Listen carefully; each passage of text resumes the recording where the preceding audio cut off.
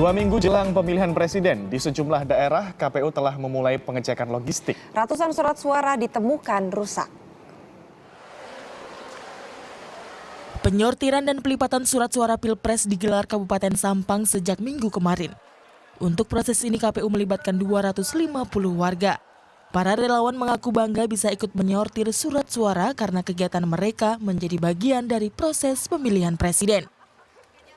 Mensukseskan, ikut mensukseskan jalannya Pilpres, Pak. Pagi sampai sore nanti, Pak. Hingga Senin siang, sekitar 100 lembar surat suara ditemukan dalam kondisi rusak dan tidak layak pakai. KPU Sampang menargetkan distribusi logistik Pilpres dapat dimulai 1 Juli mendatang.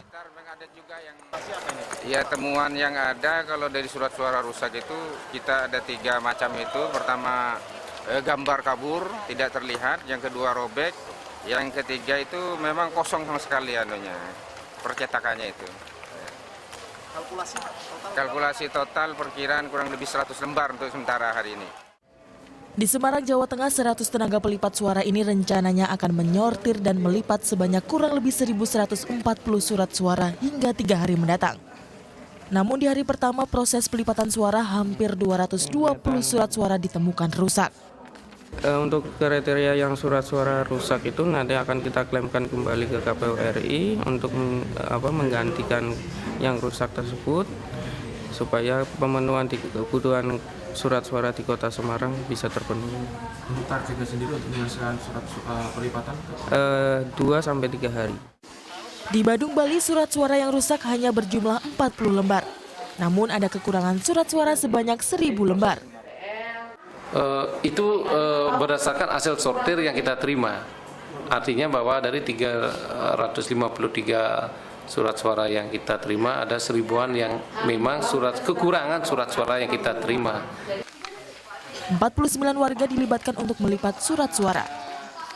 Ditargetkan Selasa esok semua surat suara sudah selesai dilipat untuk 553 TPS Kabupaten Badung, Bali.